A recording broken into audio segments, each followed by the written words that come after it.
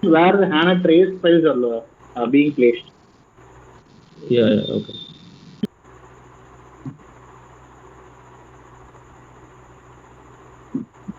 So let's go to R3 buffer. Okay.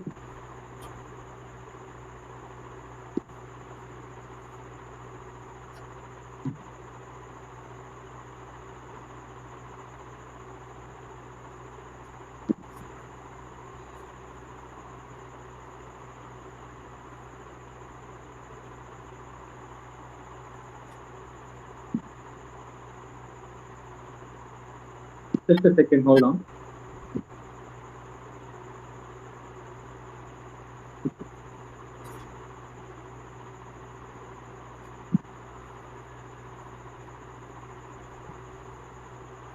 Okay.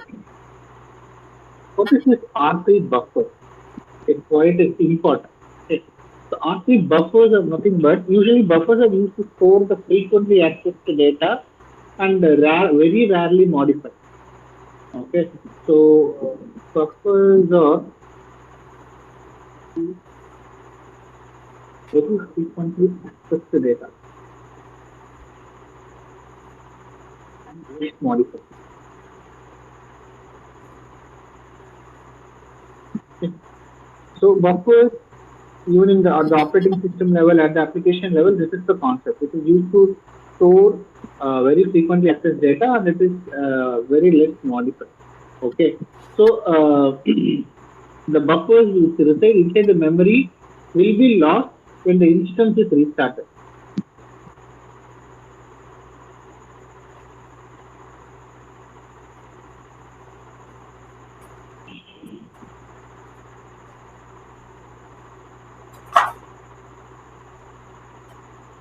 And after restarted, the buffers will again be freshly rebuilt. Okay, so that is exactly what we are seeing in here. ST02 is a key code where we can see the R3 buffers. Okay, it is the place where you actually see the buffer related stuff like there are n number of buffers, name tab buffers, program buffers, CUA buffer, screen buffer, calendar, voter, table buffer, everything will be there. Okay. For you guys to understand this name tab, program, and other things, you need to know about the primary memory configuration of SAP thing. I think that memory part will be covered later. I think. One second, hold on. Let me check. This R3 memory management. Okay, this will be covered. In this part, it will be covered.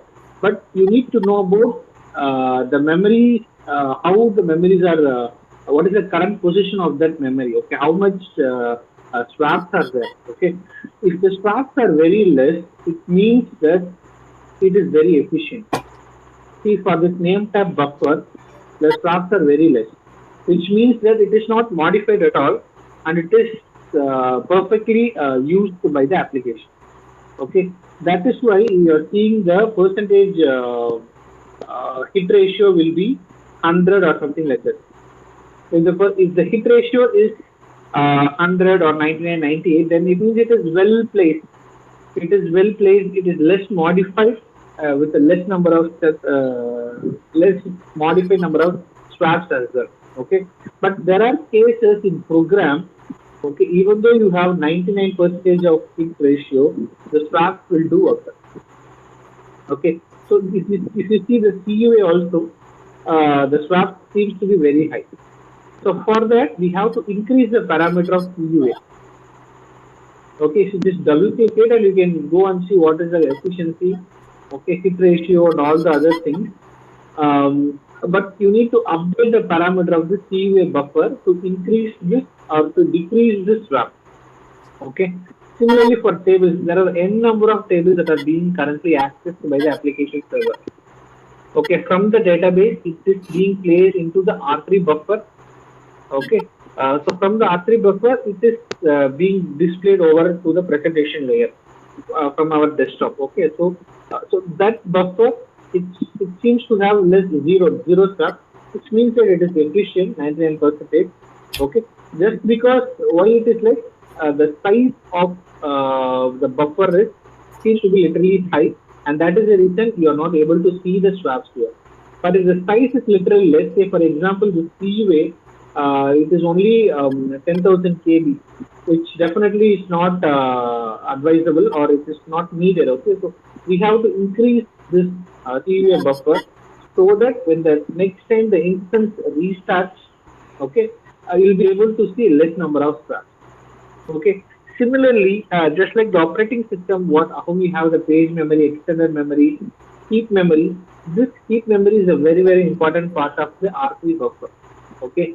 If the heap memory is lost, okay, if it is lost, then it means that it is completely exhausted. The memory for the application server is completely used and it is exhausted.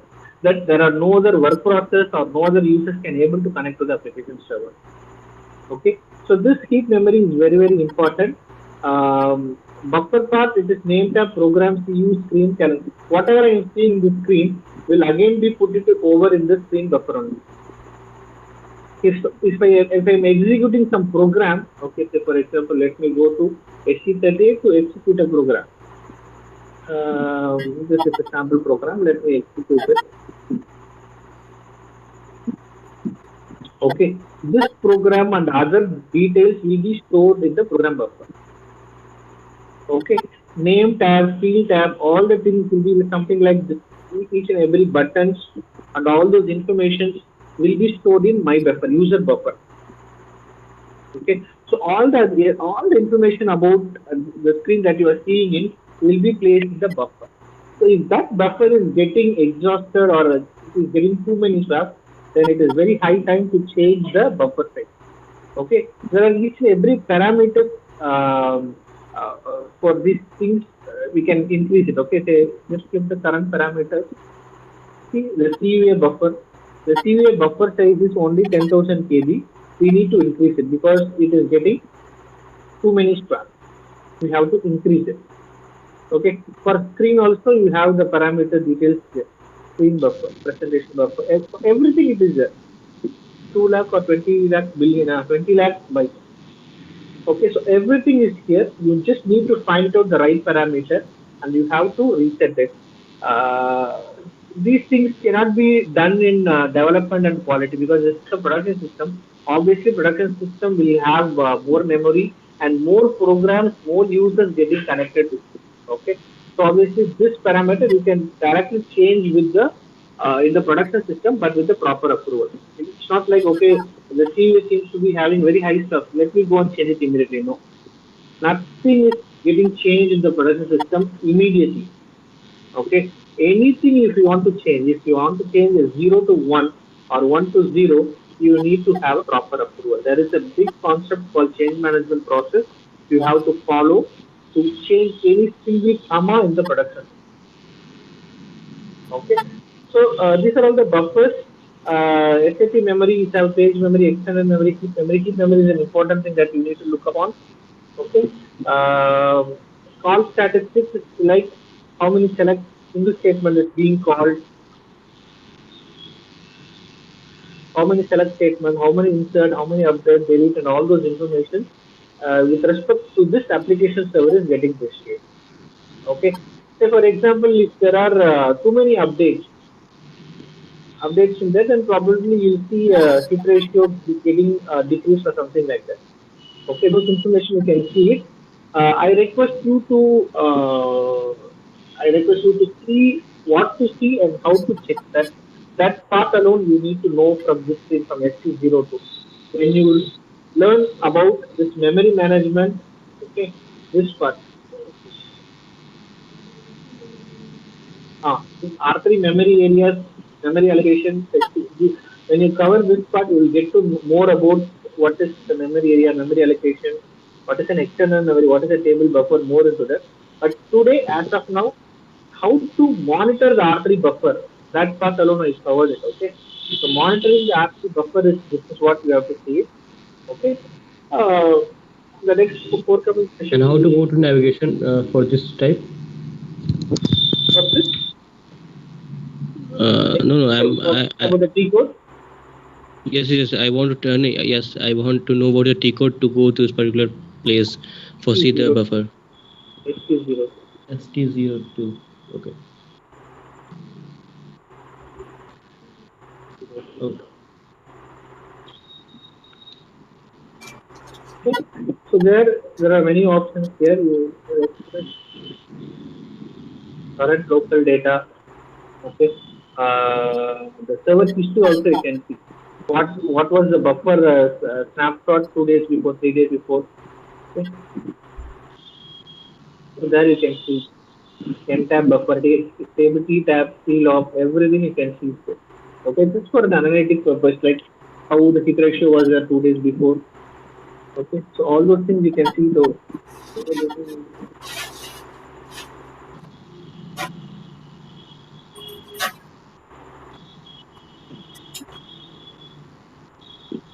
Everything you can see here. Okay, but what is the purpose of seeing this? Okay, why do we need? Why do I need to check ST02 at all?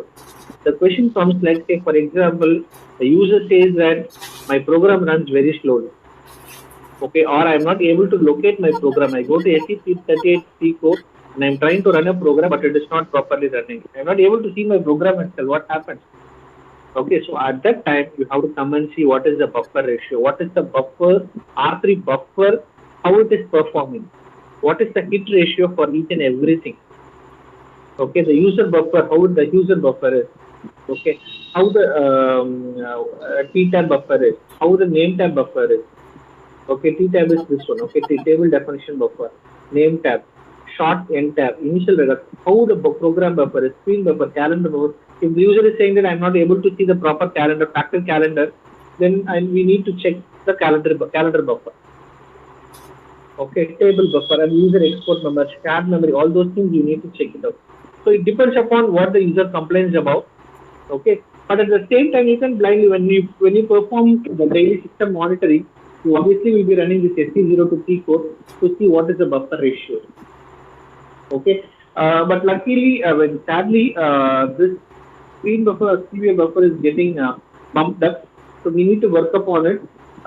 Just you can inform it to the your base feed to take further action on it. Okay, but typically, the healthy system will be having less number of swaps.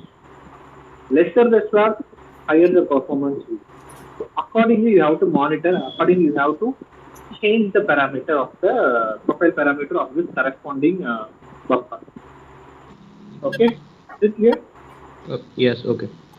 Okay, this is just a monitoring part, so that you will not worry more about it. So this is the end of the session for today. If you have any questions or queries, you can ask me now.